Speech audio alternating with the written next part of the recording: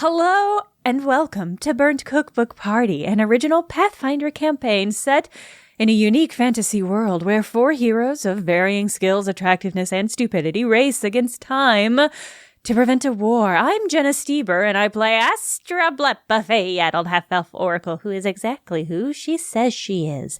And I'm joined by... Andrew Hansen, playing Johnny Brightchild, a hot and sunny effort resourceful paladin, eager to help and flex. Caitlin Stayduhar, playing Patty Hertz, a ratfolk ranger dandy with a nose for gossip and cheese. Paul Luetkemeyer, playing Zelf, an elven battle chef carving a name for himself in the high-stakes world of magical cooking.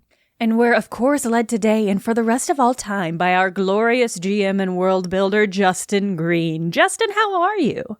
Doing great. I made a lot of snacks for tonight's recording. They're all themed around the podcast. So I've got like bruschetta. I've got some tea sandwiches and like a mini quiche. In what way are those themed for the podcast, Justin? I was like, those sound great, but... Oh, they're all finger foods. This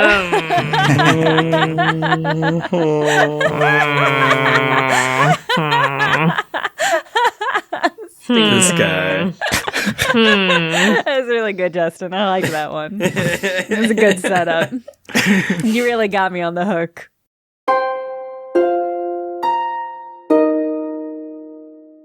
Oh, I mean, Astra's at a 10. Astra's at a full tilt.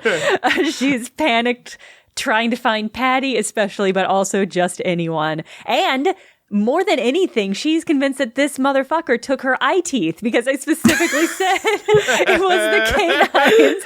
And who but a vampire would take such a thing? Okay, all right. I love it. Astra's convinced. Yeah, she's just going to get as fast as possible, going to find anyone in her party. So you guys each have your own bedrooms, but you are able to meet up at a specific one if you were trying to connect. Which one is the best furnished? I think they're probably pretty identical. Okay. Maybe subconsciously they favor Zelf. Battle chef solidarity. A little gravitas in Zelf's room. Okay, well, Astra will burst through. She'll knock the door open so it hits the wall. Assuming anybody else is there. Zelf and Johnny are there. They're debriefing, as in they're talking about what they discovered. Right. So, like, Johnny! urges? No. Like, I don't... Whoa. Whatever you're talking about, stop it. It's unimportant. You will not believe what I found. This is a red alert, and that is a little bit of a pun, which you'll understand in a moment. Because I think Alok Vilnet might be a vampire. What? Okay. Can we make sure the door's closed? Oh, yeah, no. Astra did not double check. Zelf is going to walk behind her, make sure no one's in the hallway. This is why Zelf's the investigator. I was snooping, as you knew we were going to do. I was rifling, and I found this cool locked box, and I couldn't get it open, but I took a little peek inside with my fingies, and what did I see but a bunch of bags of blood. Ew. Ah, Patty! Oh, God, were you here the whole time? Yeah, just being real sneaky still. Don't mind me. He didn't cast a reflection in the mirror, and I'm pretty certain... Oh, my God. Right? I think that means he's a vampire. Also, Erin Starsinger was there, and she was being a total beehole. She's always a total beehole. Also, he had to have stolen my teeth, right? Because it's my canines, and that's like the vampire tooth. What do we do something about this, or is it okay? Am I overreacting? We're all just staring at her. Yeah, absolutely. Absolutely. Zelf is thinking. He's thinking about vampires. I will say briefly, blood and mirror aside, you guys did see Alec in the daylight earlier that day. I was going to ask about that. Yeah. Astra latches onto the positive evidence and ignores the negative evidence. What does Zelf know about vampires? Can I make a knowledge religion check? Yeah. I took this last time I leveled. Ooh, vampire knowledge. I'm also going to roll that, yeah. Yeah, I was just about to ask for that. I don't know anything about that. Oh, hello, Zelf. Yeah, I happened to get a 20 on that for a total of 28. I got a 26. Wow. 2 great rolls. So knowledgeable. Yeah, we're real vampirologists over here. Woo! Yeah, got a 21. Nice. Pathfinder and vampires are strictly evil creatures. They cannot go out in the sun without dying. Interesting. They must suck blood. They're driven to it, lest they go into a bloodlust and become weak and crazy. Interesting. They do not have a reflection. Pretty classic vampire stuff. Holy water, crosses, or holy symbols in this case. We talked to Alok earlier this evening, and he confessed that the beast was responsible for what happened to Nip-Ip. He also said that the beast might not be under its own power. Are there any stories about vampire mind control? I don't know if that's something that exists in Pathfinder. Definitely. Yeah, I think that's pretty much like a guarantee with Pathfinder vampires that they have some amount of domination. Thrall. Yeah, thrall abilities. Yeah. You know, guys, when I was doing my snooping, I found some interesting receipts for something that the Countess has been buying from the Hunters Guild. I wonder if it could be some kind of vampire suppression treatment or something like that. Ooh. Or a vampire encouragement treatment. Oh, that too. See, I was thinking she was being nice, but, I mean, you can't trust these people. I mean, the fact that, there's bags of blood, there, rather than, bodies, I think that could be, a step up, right? Oh. I just, don't really want to believe, that, Alec is, willingly, killing all these people like an evil vampire or something. I don't know. When you were talking to him, Johnny, did you get the feeling that he was evil? I mean, no. I'm just asking for a gut check. Yeah, no, no. Okay. He fences. That's pretty cool. That is pretty cool. Solid guy. Justin, based on the receipts that Patty found, A, does he recognize the name of the person that the Countess was corresponding with? And B, can he make any guesses about what it might have been based on price? Yeah, so you do know Necklace. He is the guild master, stand-up guy. He kicked all of the people out for all of their evil works. Things that the Hunters Guild would be able to provide are not really necessarily spell casting type of things. Sure. For turning somebody into a vampire or stopping somebody from turning into a vampire. Okay. Getting bags of blood would be more something that the Hunters Guild would be able to achieve. Oh, of course. Okay. Interesting. Okay. Well, we could confront Alec again, now that we know this. Or we could just keep that in mind and go hunt down the beast. Well, we can't do that tonight. We've got the factory. Boy, our schedule is packed all of a sudden. Yeah, how close is it to midnight at this point?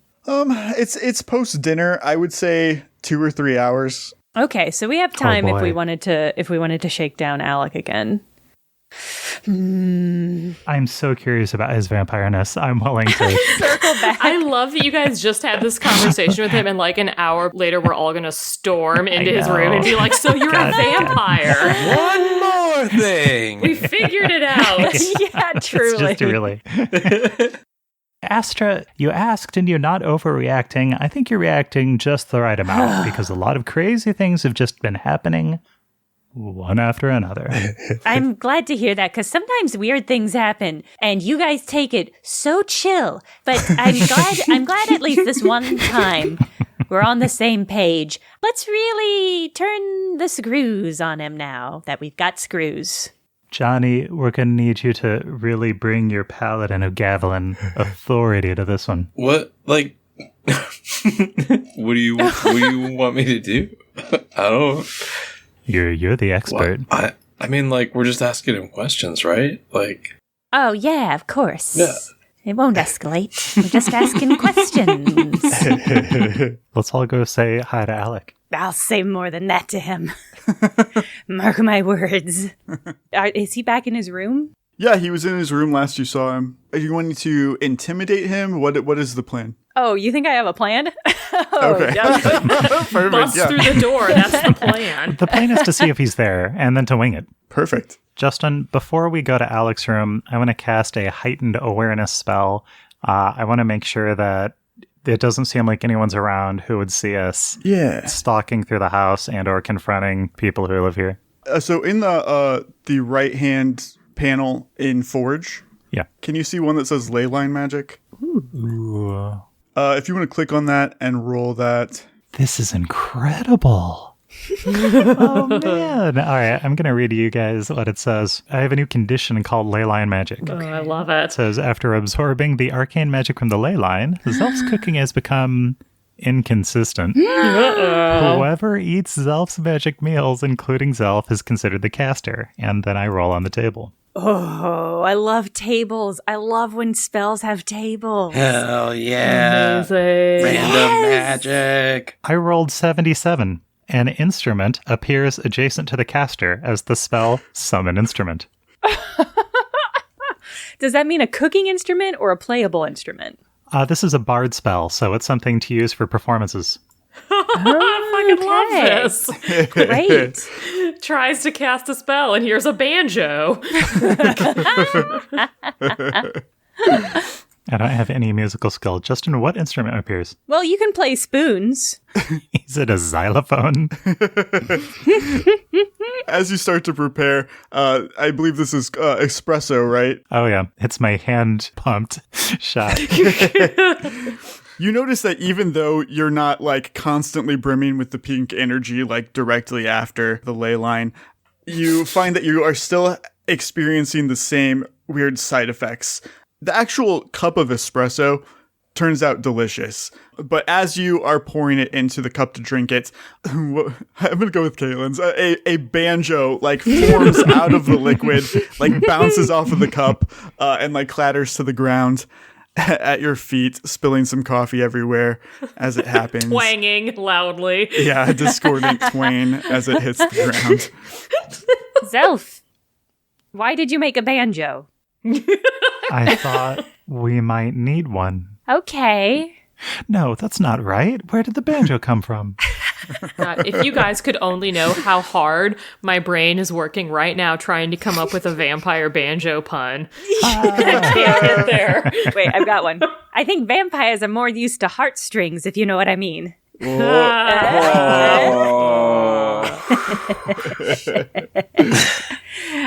Anyway, should we take the banjo with us? We'd better. We don't want to leave any traces. Okay. I think a banjo would be more confusing of a trace to leave than nothing. But yeah, let's take it. Yeah, so you guys are able to go down the hall to Alex's room. Banjo in tow. Yeah, carrying your banjo. You see that the light is on inside. You hear him moving around. Astra is going to bust in and find Alok and stand before him and tear away the veil that she's been wearing all night and expose the horrible gaps in her mouth where her 2 teeth should be and say, "Why did you take my teeth, vampire?" Oh, there's a lot to unpack there. That's not something vampires do. Alec is dumbstruck. He jumps backwards just from you guys bursting into his bedroom, and then confronted with your missing teeth, he stares wide-eyed for a second, and then he kind of looks over at the other 3 of you, hoping for some sort of explanation. Patty's just gonna glare because, I mean, as far as she knows, this is the Beast of Mjolnir who's been preying upon the poor of the city, and he is not on her favorite people list right now. All right. Before we get ahead of ourselves, let's just see if we can reproduce what Astra saw. Alec, I need you to come with me into this restroom. Yeah. Get him, Zelf. Alec continues to stare at Astra, but he does go with you towards the bathroom. He says, "What's going on, Zelf? I don't understand." Well, Alec, we live in dangerous times, and there are so many uncertainties in the world, you know. And I wanted to give you the benefit of the doubt that even though you told us that you couldn't tell us everything, you at least told us everything that was immediately relevant. But ultimately, it's on us to decide if that's true. Can I have you stand in front of the mirror, just so? Oh, Oh. he shakes his head. No, he's like, why? I'm fine where I'm at. I told you. Alec, I need you to stand in front of the mirror.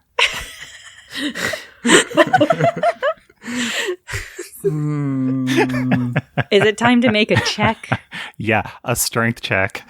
No, Astra will try to intimidate him. Well, let me roll it, and then I'll come up with something good or bad to have had said. Okay, well, she rolled an 11. Without her 2 eye teeth, she just doesn't strike a very alarming figure, I think. She'll just be like, get in front of that mirror, you, or else I won't bite you. Because I can't, because you took my teeth. But boy, you'll regret not standing in front of that mirror for sure. He holds up his hands. He's like, I promise I didn't steal your teeth. I honestly don't know what you're talking about with the teeth. So I happen to have one remaining potion of Detect Undead. I am going to quaff that. Oh. Great. And see if there are any undead present. Amazing. That's a good call. Interesting. So you see something incredibly bizarre, Zelf. Whoa. You see, when you look at him, a fluctuating aura. Ooh. He's not undead. Whoa. Wow. He's not quite a true living person either. One second he reads as one, the next second he reads as the other. It's kind of malleable and shifting. That's fucking weird. That's wild. Interesting. Does that mean like he's in the process of like becoming undead? God. Oh, man. I like that. Yeah. Well, Zelf is going to take Alec by his monogrammed pajamas collar and say, Alec, we can only help you if you're honest with us. Why are you half undead? He takes a deep breath, and he can kind of tell that you guys know enough that he can't really hide. And he sits down on his bed, and he says, I honestly don't understand it myself, but something happened to me in the Arrow Peak dungeon. Oh, no. And I wasn't bit by a vampire, but I just started becoming like a vampire. I have these weird cravings, and I don't have a reflection anymore. Wait. Were you bitten by a greasy goth? He says, no, nothing like that. I just started having these strange side effects. In some ways, like, I think it's good because I think it helped me survive the corpsanthemum. But on the downside, like, I really have these horrible urges. Oh, Alec, that sounds really hard. And are those strange urges why you took my teeth? You can tell me. I don't even think that's a vampire thing. If it is, I don't have it yet. It's okay, it's okay. You've unburdened your half-dead soul, and that's really good. I don't know why you continue to lie about this one thing. He's kind of exasperated, and he looks at you, Zelf, for help. Zelf is thinking. I rolled sense motive and I got an 18, so I'm gonna allow Astra to believe him. He just doesn't know. Patty is still not convinced that he's not out here slaughtering the less fortunate. So even though Astra's backing off, she is not backing off at this point. Time to swap. And she's going to put her hands on her hips and she's going to bare her little front buck teeth. And she's going to say, you listen here, vampire. I want to know why you think you're entitled to go around in your fancy monogram pajamas and oppress the working class of Mielnor. Poor Alec. I swear, like, whatever I can do to prove to you that it wasn't me, I will. But I'm not the Beast of Mielnor. I haven't killed anybody because my mom has been buying me blood. Have you ever had periods that you can't account for? I mean blackouts, Alec, and not the kind that alcohol give you. He says only once when I first got back from Arrow Peak, but luckily I didn't hurt anybody. Are people just going into the dungeons and coming out half undead? This feels like a really big oversight, right? Think if they were, we'd know about it. I mean, we know that the Adventurers Guild has not exactly been on the up and up with keeping things top shape down there in the dungeon, so you never know what's been happening right under their nose. Oh, boy. Yeah, that's a good point, Patty. Like, join the guild, get killed. Yeah. That's right. Get vampilled. Whoa. Oh no, he's been vampilled. Does anybody have knowledge nature? Because I'm curious if the corpse flower could do a thing like this. Oh, it is named corpse flower, so. Interesting. Right? I don't have knowledge nature. I don't. Well, Oh my My God, God, Paul. Paul. That's 2 20s in a row. Another 20. I'm using up all my luck for the night. On knowledge rolls, which is the worst. Yeah, right. Knowledge about vampires and flowers.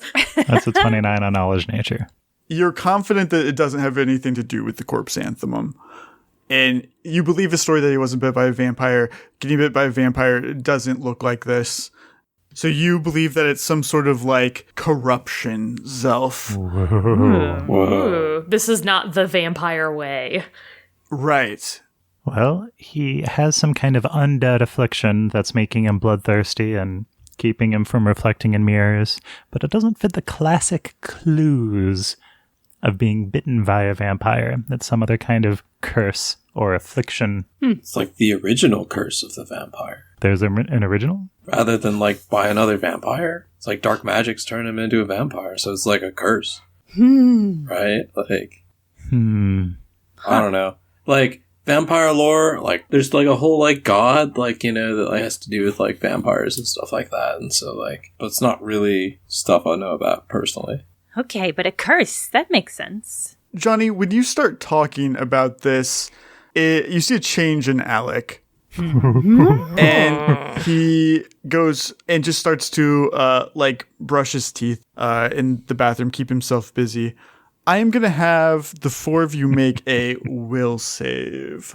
Uh-oh. What? Uh-oh, what? It feels like we're not really the will save kind of party. Ooh, spooky shit. We're all gonna die before we can even go to the candy factory. Oh no, I can't die without my teeth. I have to have a closed casket. Rolled a natural 20. Yeah, I also crushed my will save for a 22. Ha I got a somewhat respectable 13.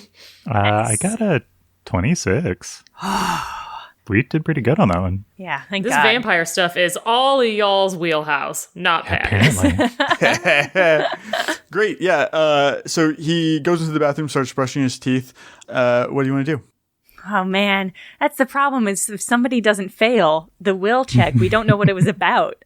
I mean, Caitlin might have. There was no Justin flavor text about what happens to Patty, so I don't know. Could be being sneaky. Astra wants to peek in and just for curiosity's sake, see if Alec is looking at his lack of reflection while he brushes his teeth. I just don't know how to de-escalate this confrontation that we started. We burst in. We were very intimidating. We very easily shook all the information out of him, and now I don't really know what to do with the information. Yeah, we can't just light this room on fire and then bail.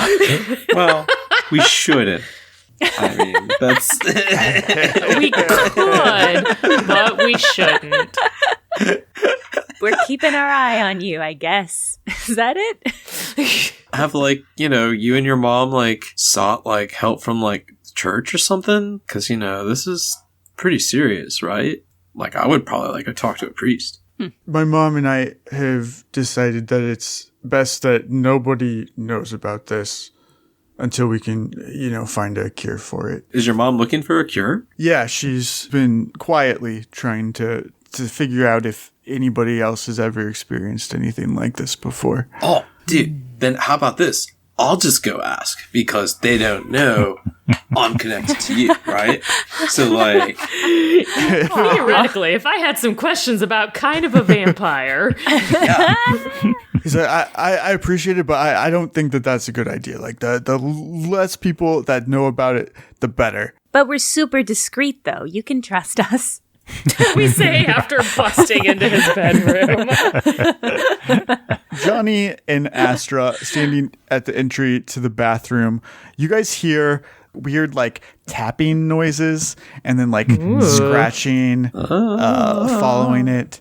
Nobody else seems to notice it at all. Astra wants to try to pinpoint where those tapping sounds are coming from. Yeah, exactly. Yeah. I want to do that too. Is it just going to be a thing where, like, both Johnny and Astra kind of wander off? Yeah. Yeah, exactly. They go on opposite circuits around the room, and then they both wind up at the same spot, and they look at each other. Can you hear this? Yeah. The two of you move deeper into the bathroom towards the door on the opposite side. And as you do, you hear shuffling, like somebody moving quickly away from you. Mm-hmm. I fucking bet. I've got a spell for this. It's called Glitter Dust, son. Oh, I love it. This is a Pathfinder classic. A cloud of golden particles covers everyone and everything in the area. Creatures to become blinded and visibly outlining invisible things for the duration of the spell. All within the area are covered with the dust, which cannot be removed and continues to sparkle until it fades. I'm so excited to use this spell. Just an explosion of glitter. It genuinely is. Are you saying you think that Alec turned invisible to escape us? No, that there is somebody. Someone else is here. Someone's eavesdropping and knows Alec's secret now. Yes. The glitter settles. Yes. And reveals the forms of Aaron Starseiner and Shyla, the ASMR bard. Little bitches, I knew they were sneaking around. Well, look what we have here. Not a rat. I was going to say you were a rat, but that seems rude, given present company. Thank you. 2 little sneaky toes is what we've got here. Sneaky toes. Johnny, grab them. Yeah, okay. And like grabs with them. So good to see you again. So polite. Hey, wait, real quick. One of the side effects of glitter dust is to make a will saver be blinded. Did they make a save? Oh. Because it's like a flash bomb. It It like is- shoots glitter right in their eyes. Like, I think I can argue that I was shooting it up in the air so that the flash went upwards, but the glitter kind of spread out in a fountain. okay. What are you doing sneaking around here all invisible? And don't you know that's an easy way to get tripped? What are you guys doing? Breaking into the room of a young lord.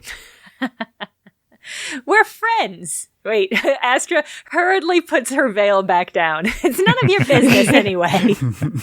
I mean, what you're doing is worse, all being all invisible and sneaky like, whatever. She says, I knew that you guys were up to no good. Showing up here, trying to impress Commander Valentine. I'm on to you guys. We were invited. Yeah, no, we're totally invited because we have a history with Alec. We met him at the Arrow Peak dungeon where, like, you know, he was in trouble. We saved him. So, yeah.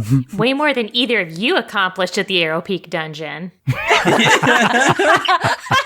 I forgot. Yeah, I do forget when we did poison them. Okay, well, that's on us. Patty got her dig in. That's all she has to offer. Just what did you hear anyway? Also, why are you here? Like, why are you spying on him? We weren't spying on Alec, we were spying on the 4 of you because we thought that Count Vilnant needs to know what you guys are doing, sneaking around his house, breaking into rooms, going through his personal belongings. Oh, so you work for Count Vilnant. She's like, well, technically, I don't work. You know, I'm more of an entertainer. About to do a private performance for the Queen, so, you know, my loyalty is... Patty just makes a gagging sound. I really don't know what to do about these chumps.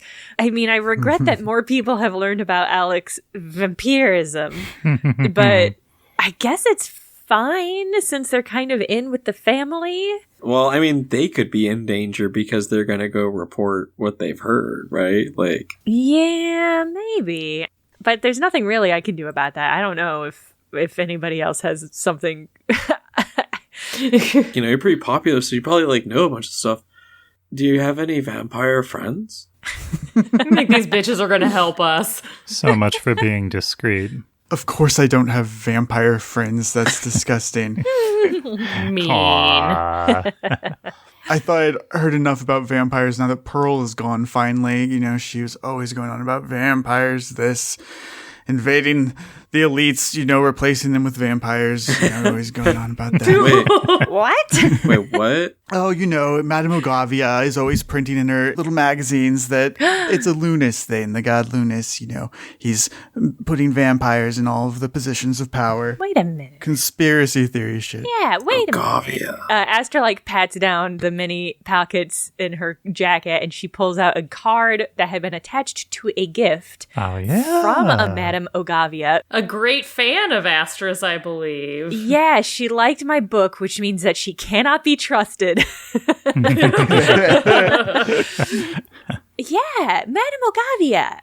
Okay, yeah, I haven't read any of her work, but she's a huge fan of my work, of course. But maybe I should. Aaron says, you're not missing much. One of her favorite topics is Patty Hertz. Patty's just gonna glare.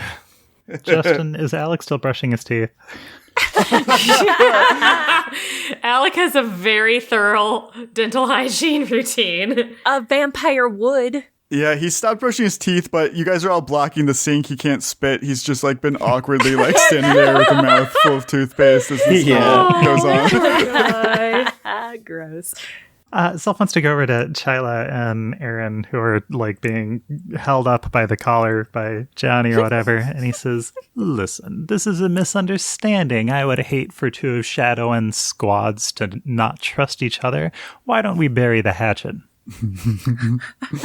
Yeah, I think that's pretty reasonable. No hatchets, guys. After all, we're all fighting for the same thing, aren't we? Shouldn't we give each other a little bit of latitude in the secret assignments we've been given? Erin smiles sweetly at you, Zelf, and she goes, "Of course, I'm not going to actually fight with my dear friend Patty Hertz. I mean, this is just how we play. It's just all in fun, and I'm not going to stop Astra from getting her teeth back because it's horrible to look at. So, we're fine." Well, then it sounds like everything's fine here. You're not going to go run your mouth off about literally anything that you've seen here. Or you're not going to tell anyone about any unusual body stuff that's happening with anybody here. We're all agreed, right? Usual body stuff. Just usual body stuff. Well, I think I'm satisfied that Alec didn't take my teeth.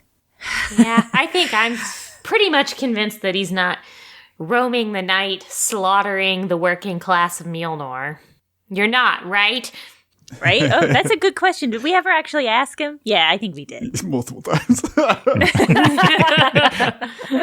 Well, no matter how afraid Alec is of us, we're not the people he's the most scared of. And speaking of Valentine Squad, I won't ask you for any collateral this time, but if we happen to hear that any of this got out, the four of us will know that it was the two of you. Yeah, they nod. All right, well, that ended in such a friendly way. Yeah, we're all friends. Just a little bit of intimidating our classmates. Pretty standard stuff. Okay. Oh, God, look at the time. I actually have to rush off to An unrelated appointment. That's right. Don't follow. I'll dust you again if you try. Aaron and Chyla head back towards the rooms that they're staying in. Alec is gonna get in bed and go to sleep if you guys leave him alone. I think so. We're not apologizing to him, though. Our concerns were warranted. Or to Chyla, or to Aaron. No one's apologizing. We might be the bad people here. By the way, that banjo disappears after 6 minutes. The what? The banjo. The banjo disappears. Disappears, okay. And we were just kind of walking around. Just for temporary continuity, banjo. if we never mention it again. Well, Good.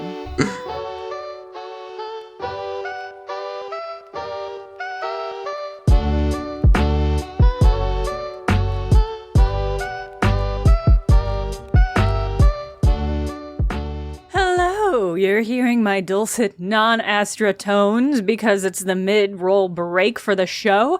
But instead of plugging our Patreon, patreon.com/BCBparty, I'm here to plug an incredible actual play podcast that I'm a big fan of called Join the Party.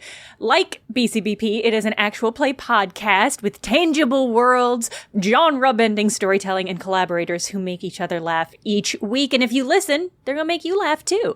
DM Eric and his empathic players, Amanda, Brandon, and Julia, welcome everyone to the table. From longtime TRPG players to folks who've never played role-playing games before, it's extremely accessible. And if you're listening to our show, you're going to be able to slip right into the Join the Party group. They're just about to start an entirely new campaign, and they've been doing a lot of pre-prep work, which is a great place to jump into the podcast.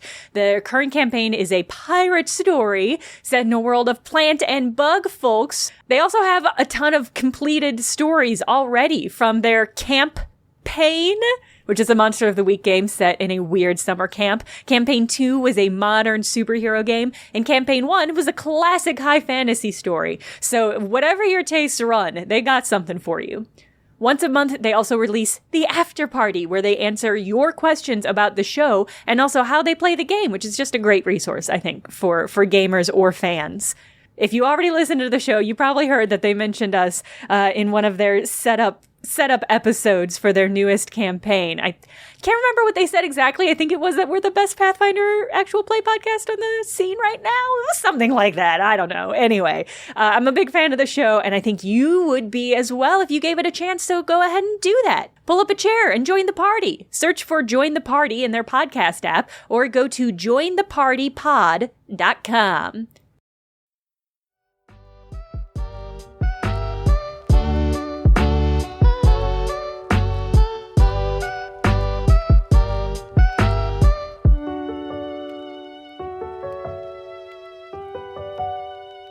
On our way to the candy factory, is there any way that I can somehow reach out or attract the attention of the dentist? Because I would love to consult with him on this. To the extent that I cannot make us so obvious that we garner unwanted attention, I would like to make myself somewhat obvious to the dentist on the way to the factory. Absolutely. He does patrol the Noble District. I think you've got a good shot.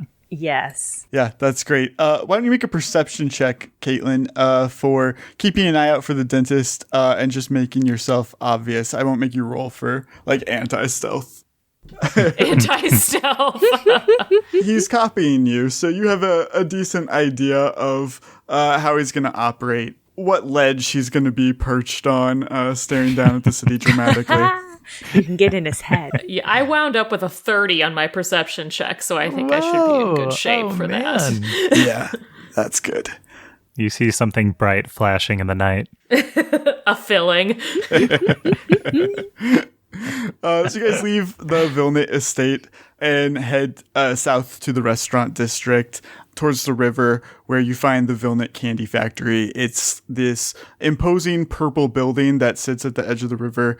Purple. The front of it is emblazoned with like a large golden V.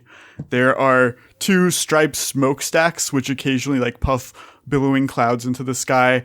And they seem really dense. And once you're closer, you can tell that it's actually just cotton candy. Yes, Justin. See like a couple birds fly into it and get stuck. At first I was going to say adorable. I love how it's like this industrial hellscape with pollution and damage to the wildlife, but it's also delicious candy. Okay, so the plan for the candy factory is you guys are going to stay at a distance, whatever you think hearing range distance, just slightly outside of that. If I need help, I'm going to cast minor image, because that's long range, so I can do that at a long distance, which is where you guys are going to be. I'll cast a minor image that'll let you know that I need help. So that's going to be the plan, and I'll just go in my own. I think it'll be really straightforward. He probably just wants some gold for teeth, and we'll just do a quick swapsies, and I'll be back for like 5 minutes. Money for teeth. Typical. Oh, like a tooth fairy. Yeah. Yes, I'm going to be the tooth fairy in this, and I'm getting my own teeth back, which kind of implies things about a tooth fairy that I don't want to think about. Is there a tooth fairy in Phenolin? Like, is it real? Tooth fairies are real in Phenolin, but they are like monsters, like fae monsters. Oh, cool. Oh, fuck, this better not be. Oh, no. Fae bullshit. Astra, what image are you going to send? I don't want us to have any room for confusion. It'll be an image of me, but the only sound I'll be making is a really faint factory whistling. I love that. A shift change whistle. Food. That is not confusing. Thank you. Good. Okay, good. That was a good clarification, Zelf. Good head on your shoulders. Okay, now you guys wait here, I'm gonna go just give my teeth just real quick. If you don't come back, we'll follow you in. Johnny's like, wait a minute, Astra. And he like rubs his hands together. He's like, all right, no. So I've been thinking about this. This is something like, I've been working on. I've never really tried this before. So, I apologize. And Johnny is going to use his new lay on hands mercy that he took at 6th level. Ooh. So whenever I use lay on hands on a target, it also acts as the sanctuary spell. Wow. So it'll be a DC 16 will save to attack Astra so long as she doesn't do anything else. I'm so glad you took this. It's so cool. Wrap her in bubble wrap. Like, peace be with you, my friend. So long as you bring peace with you, it shall remain with you. Yeah. Yeah, let's go. Yeah, bro. Sweet. This is such a flavorful Johnny spell. It's really good. Okay. If we're talking about gearing up, I also think Astra should take the buckler that we got from Ansel. The buckler. Oh, yeah, I forgot about buckler. that. The meta magic buckler. Ah. It lets you cast those instantly, and it's just a +1 buckler. Yeah, I think she would be overwhelmed at the idea of holding a shield. I think she would hold it in both hands and just be like, I don't know what to do with this. No, it's fine. You stop fussing. You're like a bunch of mother hens. It's just like, we don't usually send you off on solo missions. Like, Well, I'm perfectly capable. I was solo for a long time before I met you, Johnny. I'm going to be solo for a long time after, I bet. That was mean. I'm sorry. I'm sorry, Johnny. I'm sorry. I'm just stressed. I'm sorry. Are you hanging out for what? No, Johnny. Listen, we're friends. I said it before once, and now I'm saying it for a second time. We're friends. Okay. So you just have to trust that this is going to be fine. All right. Yeah. Okay. Yeah. It's going to be fine. Yeah. Yeah, I think she's trying to downplay the seriousness of whatever the situation is after genuinely hours of playing it up so much. So Astra kind of separating from the party and walking up, you find that the factory is closed for the night, but that the front gate is just slightly open to allow you to enter. Great. I squeeze through. I'm at high alert. I'm going to cast Detect Magic on myself just so that I have that and can sort of sense when I come into contact of anything magic. And she's keeping a keen eye out for anybody there that looks like they might have her fucking teeth. So you approach the front of the factory, and there is like a large double door with a V on it. The V kind of splits as the doors open, seemingly on their own, to allow you to enter. You're in like the retail area, so there's a lot of cases of candy here. Some huge, some just like small, like bite-sized edible things. Most of them have some weak magic on them. Cool. Even though it's dark, everything's closed. The colors are so bold that you can still see everything pretty clearly. And as you walk through the factory, it's like as soon as you start to get confused as to where to go next, like a door will open or a light will turn on that's kind of guiding you. You enter another retail space, but this one is not really publicly front-facing. This is like candy weapons and armor and things like that, like more strange candy inventions. Okay. The Candyland Armory that you don't get to see in the board game. Next, you find yourself in the factory portion. So this is where they're actually making the candy and molding it. All of the machines are off, but they are all still like bright, weird colors. That is so eerie. But you keep getting led even further, and you find yourself walking out onto like a tiered metal balcony that is leading you down deeper into this room that seems to be some sort of like candy waste disposal. But down at the very, very bottom, you see like a bunch of pipes leading towards a large pool of what looks like chocolate. And you see like a couple like things flittering around about the size of like a common bird. The lights are on over the chocolate pool. Like that is, you're in destination. Okay. Astra is gonna keep her eye out. Can I tell what the things flying around it are? You said they were bird-like, but not birds, right? Make a perception check, Astra. Okay. Rolled a 17 on perception. You can tell that they have iridescent wings and like perfectly round black eyes and clammy gray skin. Its mouth is disproportionately larger than the rest of its body. Otherwise, it's humanoid. It's constantly smiling like this wide, toothy grin, and you can see that its teeth are all mismatched. No, it is a tooth fairy. As if they were taken from like different people and creatures and inserted into this thing's mouth.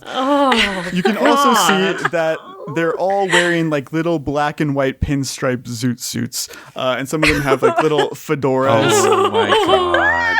A couple of them are carrying like pliers that are about the same size as their body, while another few are carrying like these pellet guns. Jeez. Tiny pellet Tommy guns, Justin. Yeah. Horrifying.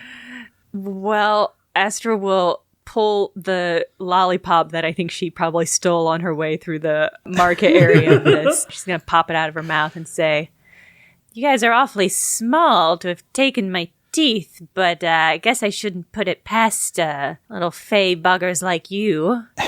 But did one of you write me a note? That doesn't seem like your MO." They float around you. A couple of them like clack the pliers at you menacingly. And you start to remember that what you felt at the time was a nightmare that you were having. These are the creatures that paralyzed you and took your teeth that night. And one of them says, "The fairy godfather will see you now." And he points you over. Oh my god. Fucking fairy godfather. God damn it. Okay. I hate you, Justin. I can't. I'm so delighted.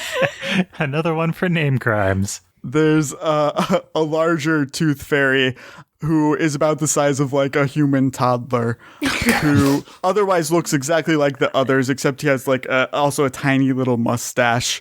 He can barely keep himself up in the air because he's so much bigger than the rest of them, and he floats loosely over to you and says, "Welcome to Milnor, Astra Blep. Your reputation precedes you." Oh my god. I'm certain I don't know what reputation you mean. Is all of this really necessary just to get my teeth back? You know what I like the most about you? Blep, you're a businesswoman. That's why I asked you to come here tonight, because I think we can do business. We have something that you want. You have something that we want. What exactly is it that I have that you're looking for? You've got the dentist interested. The Tooth Fairy family, we've got a dentist problem. Oh god. Oh no. Oh, I see. So you want I should help you take care of your doctor problem? Yeah, he's a hard guy to track down. You know, I believe it. And just what are you intending to do with this clot once you get him? He points over to where a couple of the Tooth Fairies have like some poor sap like hooked up to a taffy pole and are like turning it and like stretching him. And you hear this guy like weakly scream. Okay, listen. Other than a clear thematic connection between you and the dentist, what is your actual beef with him? Is he knocking off some of your customers or what? We've been in Milnor a lot longer than the dentist has been, and we've got a nice business going. You understand having a nice business, and then somebody shows up and just upsets it. You know, it's really costing us a lot having him here. I bet he does seem to be putting the screws to a lot of your customers, those high-ranking people. Oh boy, see. All right. Can I see the teeth? Absolutely. He waves over one of the Tooth Fairies who flits over with like a baggie, and he opens it up, and you do see, indeed, your teeth are in the bag. But you know what? I can do you one better than that, Astra. Oh, yeah? You know, I've got some premium teeth here. Oh my god. You can take care of the dentist. You considered upgrading? I've got celebrity teeth. He has this actual Pathfinder item, which I'm putting in the chat. That's called an elocution tooth. And you Oh my god. can tell with your detect magic, if you put this in your mouth instead of your actual tooth, It will translate immediately any crude, poorly chosen words into the finest grammar and diction, Astra. Your excellent enunciation and polysyllabic utterances grant a +4 competence bonus on all of your diplomacy and perform oratory checks. Oh, shit. This is insane. Amazing. This is a really good item. That's such a good item, both for Astra's build and for me as a podcaster who would really have a lot of fun performing that. Oh, Justin, you shouldn't have. This is so good. Oh, Justin boy. was like the most thematic and tempting item possible. So true. Oh, it's great. God. What could it possibly cost you, right? It's just a simple favor. I see. That's an awful nice chomper you're putting on the line there. I'm really hep to what you're putting down. You want just some gumshoeing on this guy, like you just want his identity, or you want something worse done to him? We definitely want something worse. Oh, jeez. You don't have to kill him yourself, but if you could get him here into our taffy pole, that would be the ideal scenario. Okay. We just want to stretch him. We just want to make him laugh. You know? We just want to make him a Laffy Taffy, yeah. Yeah. Okay. I love a few jokes. I love Laffy Taffy. All right, this is not a Laffy Taffy Oh my commercial. God. This is just my personal opinion. Oh, boy, okay, yeah. Listen, I think we can do business, actually. You've made an awful good offer, and I've really got no real connection with the dentist. I mean, I'm certain we can track him down. You know, I've got some, I'm not close to him, but I got some friends which are, of course. So I think we can do business. She'll offer her hand. Excellent. He reaches out and shakes it. He's got like a creepy, tiny little baby hand. Yeah, he shakes your hand and smiles. His big, creepy smile. Mismatched. Horrible jagged teeth. Astra is just thinking about all of the failed deals that had to happen for him to have a mouthful of teeth like that. Right? Like all the people who weren't able to cut bargains or bring him the man that he was asking for. And didn't get to take their teeth home. And she's like, okay, great. Listen, if I need to get a hold of you, is this the best place? Should I just come back here? Yeah, come after hours, though. Oh, of course. Nice setup you've got here, right? Yeah. All the candy you can eat? Or do you guys not eat candy because of your teeth? Or I guess you can just replace them. Personally, I'm not a candy guy myself. But Never touch this stuff. people of Milnor love it. That's our business, is, you know, we repackage the candy with the drugs inside. That's so smart. Wait, I didn't get a drug lollipop, did I? Right? This just has a Tootsie Pop in the middle? No, you don't get those for free. Okay, thank God. Oh, boy. I was like, this is going to take this has already been such a weird day. I can't even tell you. If you're willing to part with another one of your teeth, I can set you up with some great drug candy. If you're willing to part with more teeth, I'll set you up with some drug candy. What are you waiting for? Astra says, oh, no, you know, if I'm going to be doing business with you, we should stick to one business at a time, you know. So maybe when I get my teeth back, we can talk drugs. But, we'll be clean for now. Are you a Vilnet? Are you related to them? Or are you just kind of crouching here? Maybe I know the Vilnets, maybe I don't. Okay, no, that's fair. Your business is your business, and my business is my teeth, which you've stolen from me. Totally fair. Okay. Hey, this was a great meeting. I've had a lovely time. I'll see myself out. Appreciate working with you, Astra. The voices in the Whispering Woods that learn people's names and repeat them all the time, they were right about you. Oh, those guys, you can't listen to anything that they say. Oh, God. Astra's just gonna back out. She'll nod. She just goes to bow, and then it's like, this isn't a bowing situation. She just kind of awkwardly half nods and leaves. But she is gonna steal some caramel for the rest of the team on her way out. Perfect. Man, I really expected Ten Face. Oh, man. 10 faces still coming. I can't believe Justin has resisted this long. I have self-control. Justin, we just met the fairy godfather, and you're telling us you've got self-control. Oh, God. Astra will walk up to the group, looking furtive, but not more furtive than usual. Astra walks up to the group. You notice nothing strange or out of the ordinary. Her pockets are bulging with candy, and that's the only thing you notice. Yeah, she'll dig out and she'll offer some like caramels and little lollipops and treats to the group and say, "Well, it was tooth fairies." And maybe that's obvious in hindsight, but here we are, huh? Tooth fairies. Whoa. Yeah. Did you get your teeth back?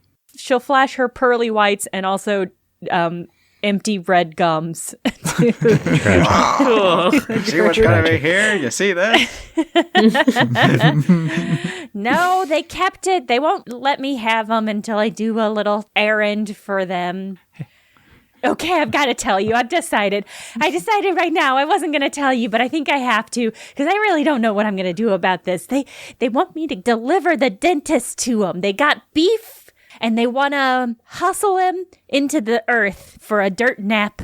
Astra. I think they want to kill him. He's like our friend now. They want to kill him. They're tooth fairies and he's a dentist. Astra, slow down. Oh, Astra, boy. slow down. I can't.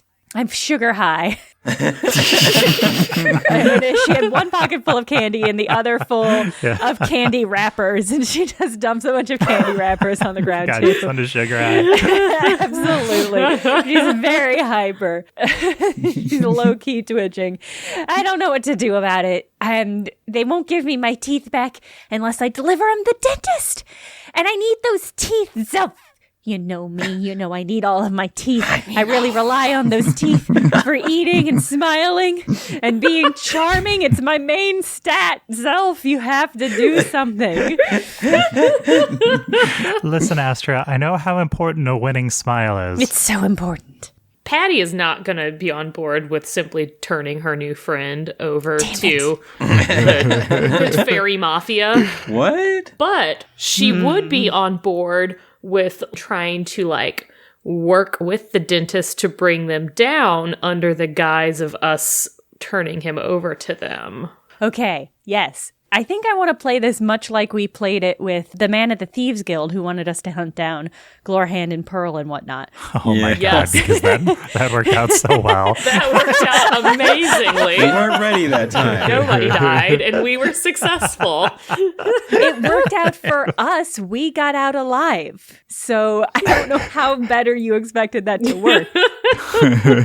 Yeah, I think that's how I think Astra is thinking of playing this, is that she wants to find a way where they can fake maybe turning in the dentist so that she still gets those cool magic teeth that she did not tell the group about. Zelf is going to say, why don't we make any further plans elsewhere? Oh, good idea, Zelf. A secluded alleyway away from the candy factory, maybe? Yeah. Somewhere that's vigilante-friendly. Patty, how do you get a hold of the dentist when you want to speak to him?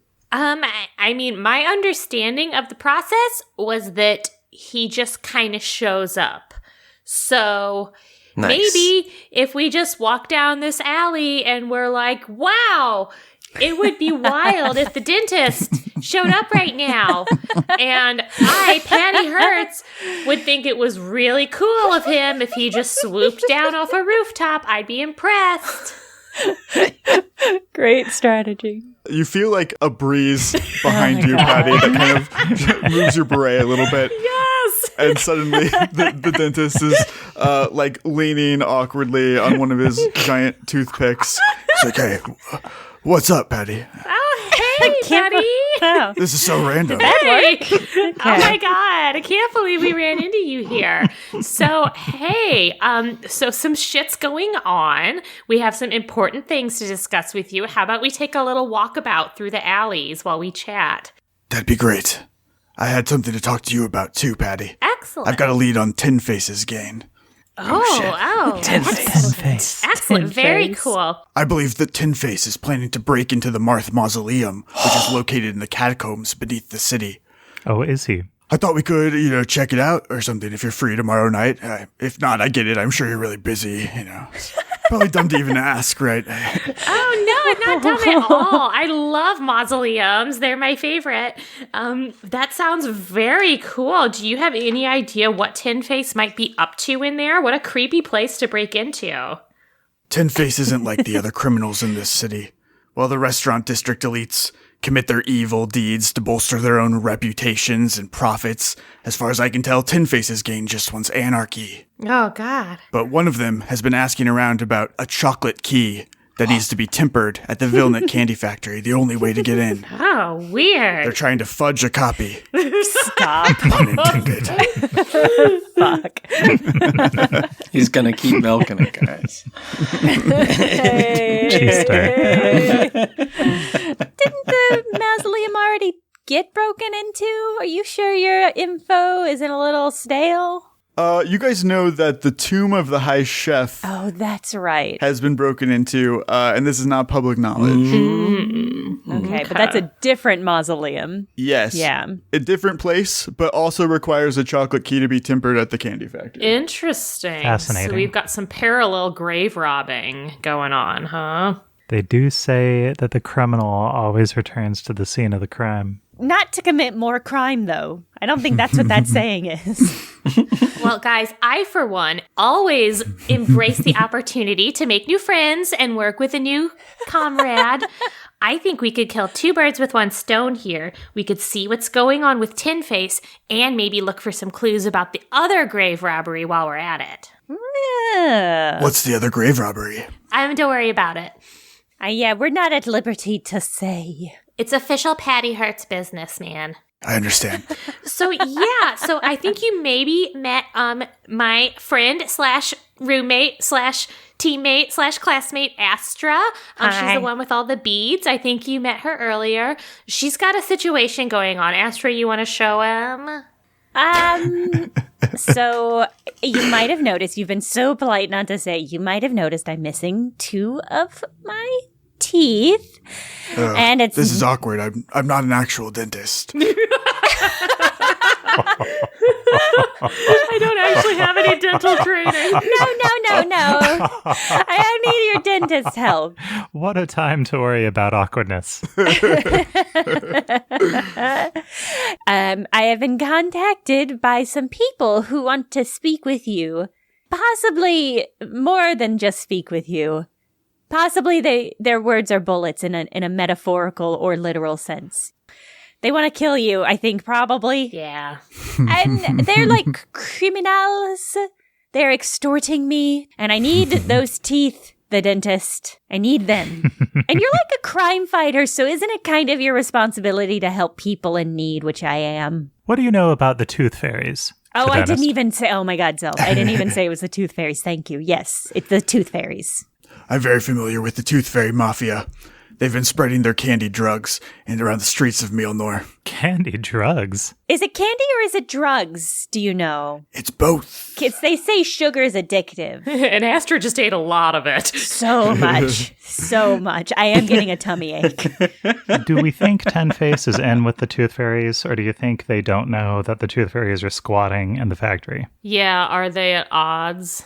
Normally they wouldn't work together, but the Tooth Fairies would have access to the Vilnet Candy Factory, and so they may have to work with them to get the key made. Ah, okay. So you think there's some sort of alliance? Tenuous one, at best.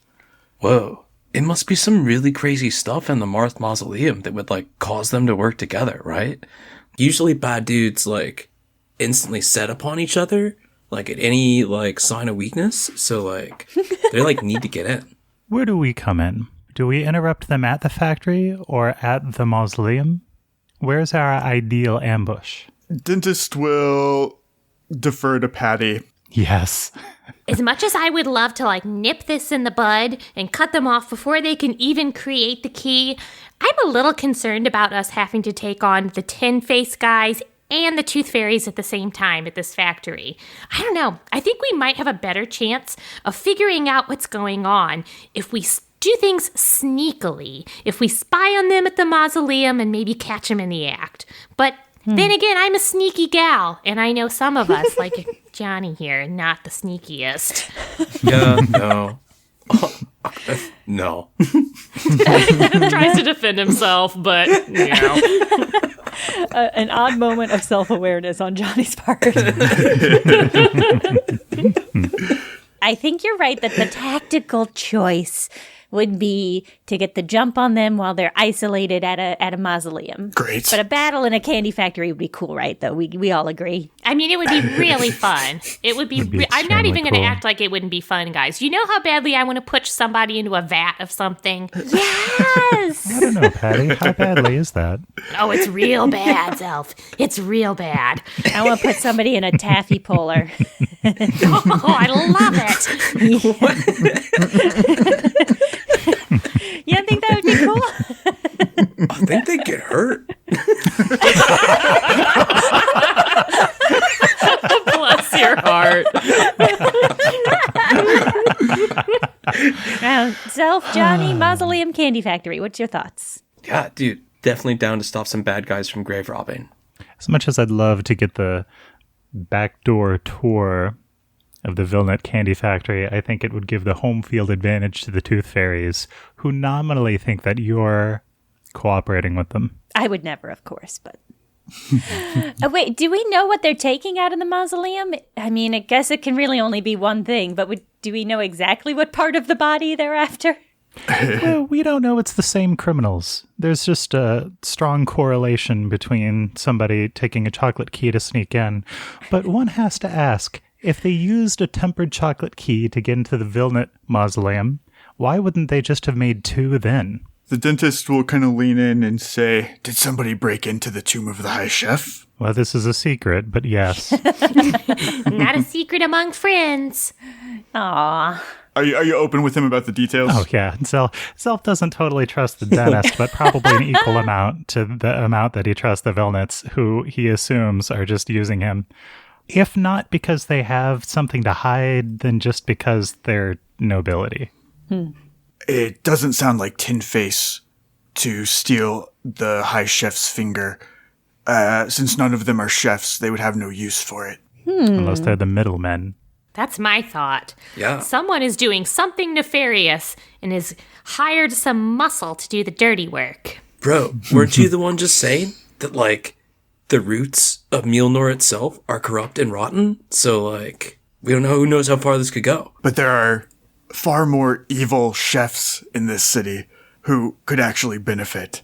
And maybe he is working for somebody else, but that just means that there is a chef behind it all. Well, so we don't know what they're taking from the mausoleum, is the long and short of it, right? Right. It might be body parts, or it might be treasure, or some kind of family heirloom or relic. Well, there's one way to find out, guys. All right, my enameled friend. We will see you at the entrance to the catacombs, ready to kick some butt.